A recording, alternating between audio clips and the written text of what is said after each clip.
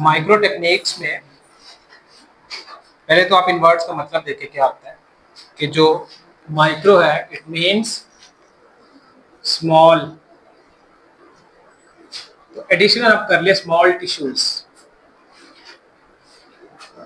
Techniques आपको इसमें technology apply करेंगे जिसकी मदद से आप इन टिश्यूज को देख सकें। तो आप स्मॉलर टिश्यूज को अगर देखना चाह रहे हैं तो आप उसमें कोई ना कोई टेक्नोलॉजी ऐड करेंगे।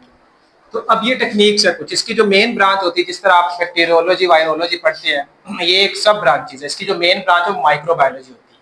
इसी तरह इसकी जो मेन ब्रांच है इसको आप कहते हैं histology. Micro techniques comes under histology. तो हिस्टोलॉजी का क्या मतलब है? हिस्टो और ओलॉजी। हिस्टो मीन्स टिश्यूज, कि जो आपके टिश्यूज हैं उसको आप हिस्टो कह लेते हैं। और ये क्या हुआ? स्टडी। तो आपको पता चला कि हिस्टोलॉजी आप इसे कहते हैं स्टडी ऑफ टिश्यूज को। तो इन टिश्यूज को स्टडी करने के लिए आप कुछ टेक्निक्स अप्लाई करते हैं, जिसमें आप कटिंग करते हैं, आप स्टेनिंग करते हैं, आप उसमें उसे अलाइव रखते हैं। वो जो टेक्निक्स है उसको आप माइक्रो टेक्निक्स कहते हैं। तो मेन ब्रांच कौन सी है? हिस्टोलॉजी। और टेक्निक्स को आप कहेंगे माइक्रो टेक्निक्स। अब इसमें आप देखें कि हिस्टोलॉजी का एक और नाम भी होता है हिस्टोटेक्नोलॉजी। मुख्तलिफ नाम है, आप नाम ऐड करते जाएंगे, इसमें किसी भी नाम से आपको डेफिनेशन आ सकती है। तो हिस्टो टेक्नोलॉजी वही मतलब है कि आपने हिस्टो में क्या स्टडी करना है? टिश्यू। किसकी मदद से? टेक्नोलॉजी की मदद से। इसी का एक और नाम है हिस्टोपैथोलॉजी। अब ये थोड़ा सा डिफर करेगा इससे। Patho means disease. मिसाल के तौर पे आप एक टिश्यू को स्टडी कर रहे हैं, तो आपने देखा इस टिश्यू में कोई ना कोई डिजीज है, तो आप उसको किसके अंडर ले आएंगे? हिस्टोपैथोलॉजी के अंडर। आप एक टिश्यू स्टडी कर रहे हैं, उसमें कोई डिजीज नहीं है, वो एक नॉर्मल टिश्यू है, तो उसे आप क्या कहेंगे? हिस्टोटेक्नोलॉजी या हिस्टोलॉजी। अगर तो उसमें डिजीज आ जाएगी तो आप कहेंगे वो किसके अंदर आ गया? Histopathology, because patho means disease. तो ये उसकी कुछ ब्रांचेस। अगर आप इसमें सेल स्टडी कर रहे हैं, आप सेलर लेवल पे चले जाएं, तो इसी का नाम होता है साइटोटेक्नोलॉजी। Cyto means cell. तो ये कुछ ब्रांचेस हैं, मेन ब्रांचेस आप किए हैं। इसमें टेक्निक्स जो आप अप्लाई करते हैं इसको आप माइक्रो टेक्निक्स कहते हैं। तो आपको अगर हिस्टोलॉजी आए तो आप लिखेंगे स्टडी ऑफ टिश्यूज। हिस्टोटेक्नोलॉजी आए तो आप फिर लिखेंगे study of tissues with the help of technology. आपको हिस्टोपैथोलॉजी आए तो आप लिखेंगे study of diseases in tissue with the help of techniques या technology. Cytotechnology study of cells inside a tissue. तो इससे पहले आपको ये पता हो हायरार्की का, तो आपको पता है सेल्स मिलके क्या बनाते हैं? टिश्यूज। टिश्यूज मिलके ऑर्गन्स, ऑर्गन्स मिलके सिस्टम्स। तो अगर आपने ऑर्गन स्टडी करना, फॉर एग्जांपल लिवर स्टडी करना है किसी ने, तो लिवर को स्टडी करने के लिए उसके क्या निकालेंगे? तो वो टिश्यूज किस में आ जाएंगे? हिस्टोलॉजी। तो ये इसकी। अब इसमें आपने देखना आप करते क्या है, आप किस तरह टिश्यू, मैंने ये तो कह दिया कि आप टिश्यू को स्टडी करते हैं। हिस्टोलॉजी में क्या करते हैं? स्टडी किस तरह करते हैं, क्या टेक्निक्स अप्लाई करते हैं। वो टेक्निक्स आप आप कहते हैं नंबर 1 पे कलेक्शन। Collection of tissues. जिस तरह आप दूसरे टेस्ट के लिए सैंपल निकालते हैं, आप ब्लड का सैंपल निकाल लेते हैं, आप स्पूटम का सैंपल, सीएसएफ का सैंपल निकालते हैं। टिश्यूज के लिए आप क्या निकालते हैं? पूरे का पूरा टिश्यू निकालते हैं। आपने अगर फॉर एग्जांपल स्टमक को स्टडी करना है, स्टमक की इंटरनल लाइनिंग है, उसमें अल्सर्स है, तो आपने उस अल्सर को स्टडी करना है, जिसे मैदे का जख्म कह रहे हैं, तो उसके लिए आप उसके टिश्यू को कलेक्ट करेंगे। तो नंबर 1 चीज क्या है? Collection of tissues. तो जब आपने उसे बाहर निकाला तो आप वो जिंदा रहेगा? टिश्यूज में तो ये वल्नरेबिलिटी होती है कि जब आप उसे निकालते हैं तो वो क्या हो जाते हैं? किल हो जाते हैं, खराब हो जाते हैं, डेड हो जाते हैं। तो उसके लिए आपने कुछ टेक्निक्स अप्लाई करनी है, तो keep it alive, life like, उसके लिए टर्म यूज करते हैं। तो नंबर 2 पे आप लिखेंगे, उसे आप फिक्सेशन कहते हैं। तो फिक्सेशन क्या है? फिक्सेशन वो अमल है या वो प्रोसेस है जिसमें आप अपने टिश्यूज को स्टे अलाइव या आप उसे लाइफ लाइक रखते हैं, जिंदा रखते हैं। जिस तरह वो आपके बॉडी में था टिश्यू, आप उसी तरह उसको बाहर निकाल। अब वो फिक्सेशन में क्या ऐसा करते हैं कि वो टिश्यूज जो जिस तरह अंदर थे, आप उसे वही इन्वायरमेंट दे देते जो बॉडी के अंदर था। मिसाल के तौर पे मैंने मिसाल आपको दी, स्टमक के आपने इंटरनल टिश्यूज निकाले, तो आप देखेंगे स्टमक का इंटरनल टेम्परेचर क्या होता है, आप वो नोट करेंगे। फिर आप देखेंगे स्टमक में ऐसी क्या चीज है जिसकी वजह से वो जिंदा रह रहा है, आप बाहर उसे वही इन्वायरमेंट दे देंगे ताकि वो सेल क्या रहे, जिंदा रहे।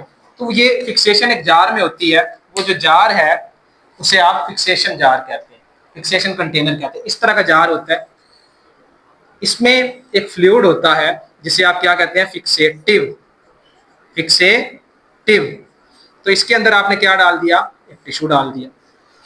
तो अब इस लिक्विड ने क्या करना है, इसे लाइफ लाइक रखना है, इसे जिंदा रखना है। तो पहले फिर आपने इसे लाइफ लाइक रख लिया। नंबर 3 पे आप क्या करेंगे, फिक्सेशन के बाद अब आपने इसमें ये जो फ्लूइड इसके अंदर गया था, आपने इसे बाहर भी तो निकालना है। आप इसके साथ इसे माइक्रोस्कोप में देखेंगे तो आपको क्या नजर आएगा, एक ब्लड सी इमेज नजर आएगी। तो आपका पहला मकसद क्या होना चाहिए, फिक्सेशन के बाद ये जो फ्लूइड इसके अंदर गया है इसको बाहर निकालना है। इसको आप डिहाइड्रेशन कहते हैं। क्या कहते हैं इसे, dehydration. Dehydration is removal of water. तो वो जो फिक्सेटिव अंदर गया था उसको आपने बाहर निकाला, that is called dehydration. Number 4 पे फिर आप क्या करेंगे, इस टिश्यू को या इस टिश्यू स्पेसिमेन को आप कट करेंगे इनटू डिफरेंट स्लाइसेस, उसे आप कटिंग कहते हैं या फिर सेक्शनिंग कहते हैं। ये मिसाल के तौर पे आपके पास एक टिश्यू है, तो इसको आपने इस तरह काटना है। आपने इसे 10 या 20 पीसेस में काट लिया। क्यों काटेंगे आप 10-20 पीसेस में, आपने इसे मुख्तलिफ लैब्स में भेजना है, आपने उसकी केमिस्ट्री करवानी है, उसको अपने माइक्रोबायोलॉजिस्ट में आपने क्या देखना है, इन्फेक्शन तो नहीं है, उसमें आपने सेल डिवीजन देखनी है, कितनी प्रॉपर सेल डिवीजन हो रही है, इसमें आपने ये देखना है कि इस्कीमिया तो नहीं है, इस्कीमिया मीन्स ब्लड सप्लाई ठीक है। मुख्तलिफ तरह के टेस्ट करने के लिए आप उसे मुख्तलिफ लैब से भेजते हैं, तो उसके लिए फिर आप क्या करेंगे, उसे कट करेंगे इनटू डिफरेंट पार्ट्स, तो उसे आप कहते हैं सेक्शनिंग, सेक्शन बनाएंगे या कटिंग। अब इसमें आप ये देखिए कि जो कट करते हैं आप, ये आर्म ब्लेड से करते हैं या इसमें आप कोई स्पेशल ब्लेड यूज करते हैं। इसमें आप स्पेशल ब्लेड यूज करते हैं जिसे आप कहते हैं माइक्रोटोम। सेक्शनिंग या कटिंग किसकी मदद से करते हैं, माइक्रोटोम। अब इस वर्ड का क्या मतलब है, micro means small, tomes mean cut, to cut. Small section में कट करने के लिए आपने हिस्टोपैथोलॉजी में या हिस्टोलॉजी में कुछ नाइव्स आपने दरियाफ्त किए, उसे आप माइक्रोटोम कहते हैं। तो माइक्रोटोम के बगैर आप ये प्रोसीड नहीं करते। अब आपने फिर क्या किया, आपने देखे इसे 20 पीसेस में काट लिया, तो फिर उसके बाद आप क्या करेंगे, आप उसे देखने के लिए स्टेन करेंगे। आपको स्लाइड जब बनाते हैं तो आपको नजर अच्छी तरीके से नहीं आता, तो उसके लिए आप क्या करते हैं, स्टेनिंग करते हैं। तो जो स्टेनिंग है ये आपको हाईलाइट कर देती है जो चीज आप देखना चाह रहे हैं। स्टेनिंग काम क्या करेगी, हाईलाइट कर देगी।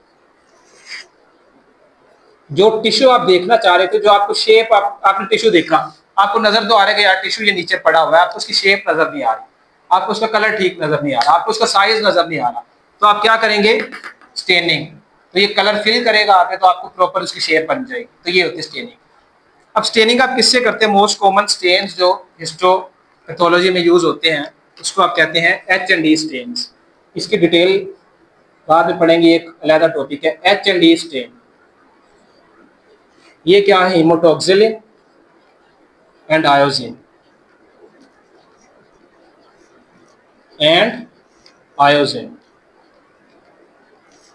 ये एक टिश्यू के न्यूक्लियस को स्टेन करता है, ये उसी टिश्यू की मेम्ब्रेन को स्टेन करता है। टिश्यू में दो तो चीजें होती है जो आपने देखनी, क्या देखना चाह रहे हैं आप टिश्यू में, एक उसका न्यूक्लियस देखेंगे क्या साइज है, एक उसकी मेम्ब्रेन देखेंगे। तो आप स्टेनिंग इसकी मदद से H&E स्टेन से करते हैं। H&E में एक हेमोटॉक्सिलिन है जो आपको क्या स्टेन करके देगा, उसका न्यूक्लियस, आयोजिन क्या करेगा, मेम्ब्रेन। तो आपका स्टेनिंग भी प्रोसेस गुजर गया। अब आपने इसे क्या करना है, सिर्फ माइक्रोस्कोप के नीचे देखना है, उसको आप कहते हैं माइक्रोस्कोपिक आइडेंटिफिकेशन या माइक्रोस्कोपी भी कह लेते हैं। तो लास्ट स्टेप क्या होता है माइक्रो टेक्निक्स का, माइक्रोस्कोपी। ये आप कौन से माइक्रोस्कोप से करते हैं, लाइट माइक्रोस्कोप से या कंपाउंड माइक्रोस्कोप से, इलेक्ट्रॉन से भी आप कर सकते हैं। इलेक्ट्रॉन चूंकि इतना रेडली अवेलेबल नहीं है, तो आप फिर किससे करते हैं, लाइट माइक्रोस्कोप से। इसमें भी आप 10x 40x 100x तक जाके इसमें माइक्रोस्कोपी करते हैं। अब इसमें आपने ये चीज देखी कि जो आप फिक्सेशन पे दोबारा आए कि जो आपका फिक्सेटिव था, ये कौन सा होता है मोस्ट कॉमन। ये मुख्तलिफ ऐसे तो होते हैं, सबसे ज्यादा जो कॉमन यूज होता है फिक्सेटिव वो कौन सा होता है, फॉर्मालिन, उसे आप कहते हैं फॉर्मालिन। तो ये क्वेश्चन भी आता है, most common fixative is formalin. Formalin को ही आप 70% फॉर्मेल्डिहाइड कहते हैं। तो ऐसा लिक्विड या ऐसा केमिकल जिसने आपके टिश्यू को अलाइव रखा, लाइफ लाइक रखा, वो फिक्सेटिव कहलाता है। वो फिक्सेटिव मोस्ट कॉमन कौन सा होता है, फॉर्मालिन। ये क्वेश्चन बड़ा इंपॉर्टेंट है कि most common fixative in histopathology is formalin या 70% फॉर्मेल्डिहाइड। तो अब आपने जब फिक्सेटिव से अपना काम ले लिया, तो फिर आपने क्या करना है, उसे निकालना है। उसके लिए आप क्या करते हैं, डिहाइड्रेशन। डिहाइड्रेशन जो आप करते हैं, ये आप किसकी मदद से करते हैं, अल्कोहल से। तो आपने हर स्टेप का एक एक वर्ड याद करना है। देखिए, कलेक्शन ऑफ टिश्यूज आपने पहले की, ये तो आपने सैंपल निकाला। नंबर 2 पे फिक्सेशन जब आपने करनी है, किसकी मदद से करते हैं, फॉर्मेल्डिहाइड या फॉर्मालिन। डिहाइड्रेशन किसकी मदद से करते हैं, सेक्शनिंग किसकी मदद से करते हैं, स्टेनिंग किसकी मदद से करते हैं, माइक्रोस्कोपी, माइक्रोस्कोप से। तो ये आपके हिस्टोपैथोलॉजी में। अब इस सारे प्रोसेस को आप क्या कहेंगे, इसको आप मुख्तलिफ नाम दे सकते हैं। इसको आप माइक्रो टेक्निक्स भी कह सकते हैं। इसका जो असल टॉपिक है वो होता है टिश्यू प्रोसेसिंग। आपको जो क्वेश्चन आता है वो किस नाम से आता है, कि आपने टिश्यू को प्रोसेस करना है तो किस तरह करेंगे, आप इस तरह प्रोसेस करेंगे। अब हर टॉपिक की अपनी डिटेल है, तो इसकी जो डिटेल है ये अलग-अलग चैप्टर है, तो ये नेक्स्ट पढ़ेंगे। तो इंट्रोडक्शन में जो टिश्यू प्रोसेसिंग है वो इन स्टेप से गुजरता है, लास्ट में जाके माइक्रोस्कोपी। तो आपका मकसद क्या था, माइक्रोस्कोपी करना। तो आपने पहले कलेक्शन की, फिर फिक्सेशन की, फिर आपने डिहाइड्रेशन की, फिर आपने सेक्शनिंग की। सेक्शनिंग के लिए आप एक वर्ड यूज करते हैं, कटिंग। अब कुछ टिश्यूज में, कुछ टिश्यूज ऐसे होते हैं कि जिसमें आपको एक एडिशनल प्रोसेस, एक एडिशनल स्टेप भी लगाना पड़ता है सेक्शनिंग के बाद, सॉरी सेक्शनिंग से पहले, डिहाइड्रेशन के बाद। उसे आप कहते हैं एम्बेडिंग।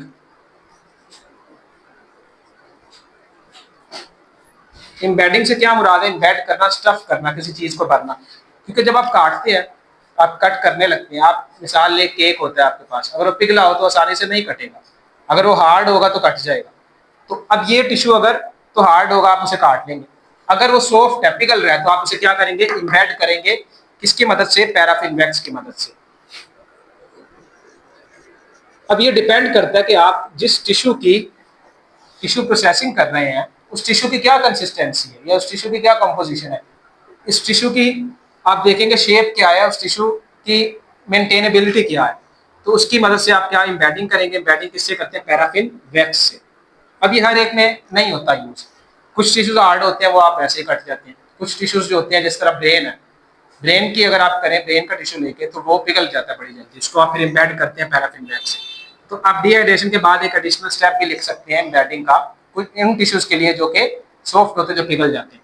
तो इसके बाद आप ये इस तरह चलें।